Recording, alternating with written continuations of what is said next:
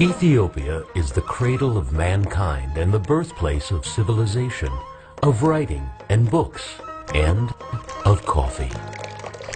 It is where the indigenous coffee berry was first discovered and where coffee has been cultivated and savored for uninterrupted centuries. Ethiopians have been growing and roasting and really developing their coffees for a millennium. You can almost taste that history in the varietals. No place on earth is more suited for growing coffee. The high mountains and plateaus, the rich volcanic soils, the temperate climate, and the unspoiled forests create a unique environment where coffee trees thrive and diversify. Lafichi kuni buna qofeedhaaf kan ta'udha jechuudha. Lafa qonnaatu hin ta'in lafa buna irratti oomishanidha. And no people on earth are more committed to nurturing the plant that produces the beverage that is cherished around the world. Ethiopia is inviting all people involved in the cultivation, processing, sale, and consumption of its coffee to share in the equitable distribution of its bounty. The Ethiopian Trademark and Licensing Initiative is the process that honors Ethiopia's unwavering commitment to providing the world with the best, most environmentally respectful coffee in the world. Ethiopia consumes over half the coffee it produces. Its diverse population of small farmers nurture their beans, influencing each variety with their own unique styles of cultivation and inventing ways of enjoying their harvest. They have to roast and grind it in a traditional way. There is also consumption of coffee hull, or the outer cover of the dry buni coffee, and also on ceremonies, on religious ceremonies, they pass around the cooked coffee to give to people, and then everyone will keep on their hand and pray for God. Ethiopia gave birth to coffee, and that story has been passed on for centuries as the Chaldee legend. Sometime around the 9th century, a young goat herder named Chaldee took his herd to graze in the mountains of Ethiopia, then known as Abyssinia. While he was sleeping on the job, his goats wandered off to greener pastures. When Chaldee awoke, he searched everywhere until he found them, happily munching on some strange plants. And not only were they munching, they were on their hind legs, dancing. Chaldee tasted the plants himself and also felt like dancing. He grabbed some samples and headed back to the village to share his discovery.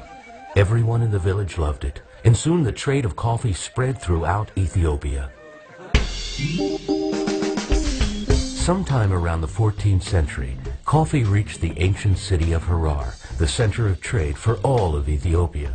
From there, it wasn't long before it reached Mocha, the port city of Yemen, which was the base for trade to the Ottoman Empire across the Arabian Peninsula.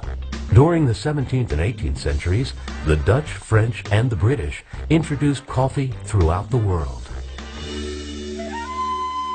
Ethiopia is the oldest independent country in Africa, with its oldest recorded history dating back to 1000 BC, when the Queen of Sheba visited King Solomon there. It is currently home to 81 million people who speak 80 languages and 200 dialects, the third largest population of Africa after Nigeria and Egypt. Christians, Muslims, Jews, and many other religions also find a home there. One common link among all Ethiopians is the practice of the coffee ceremony, a ritual designed to celebrate the central place of coffee in their lives and to eliminate barriers to fellowship.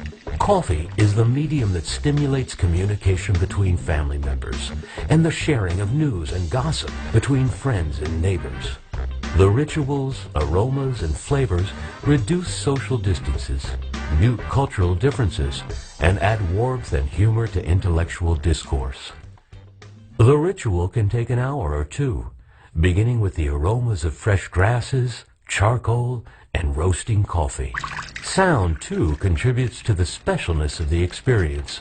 The gentle washing and dehusking of green coffee beans, the crackle of coffee roasting in a pan, the rough grinding of roasted beans in a pestle with a long-handled mortar, the loud drip of coffee being poured from a height of a foot or more into tiny cups.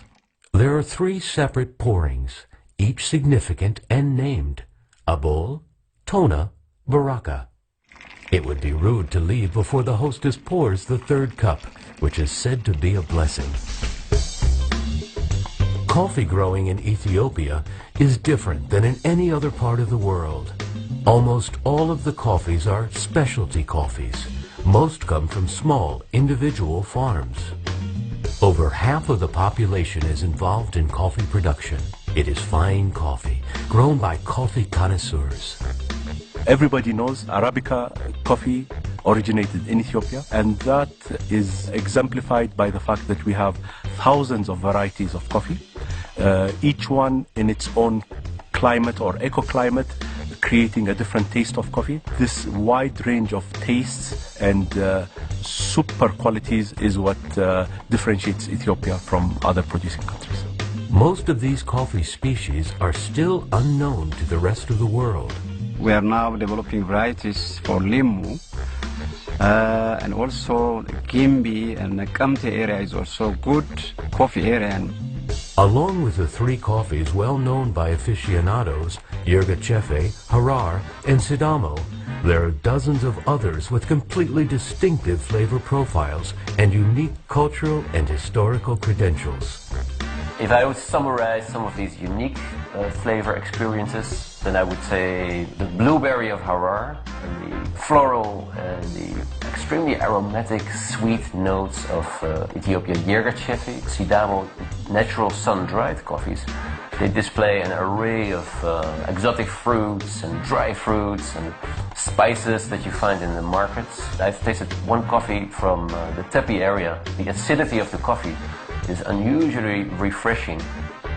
In Ethiopia, coffee is not a colonial commodity grown by people with no investment in the land or in the product.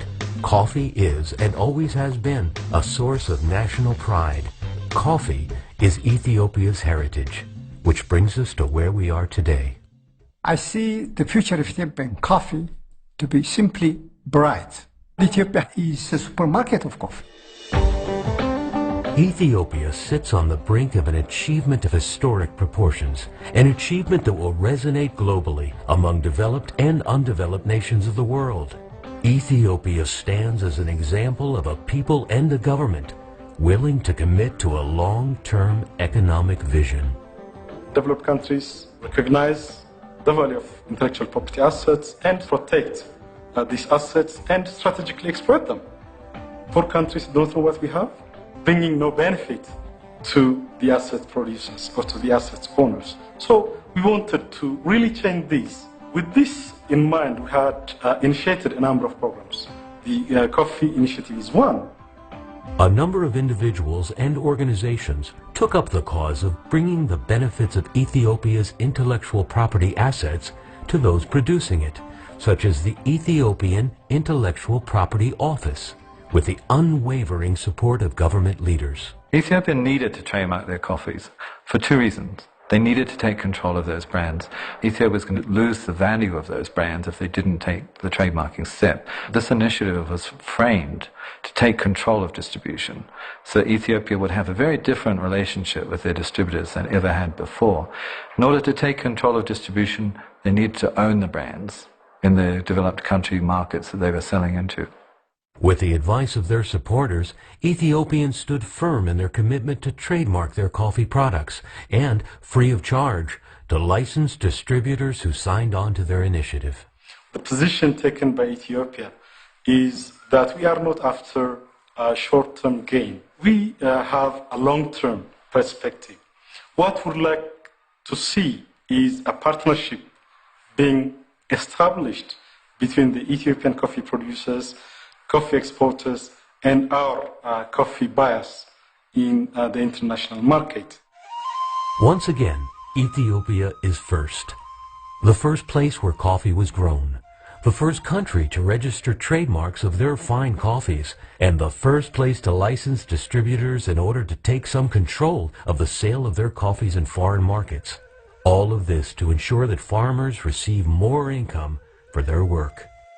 This has taken unprecedented action and courage on many fronts.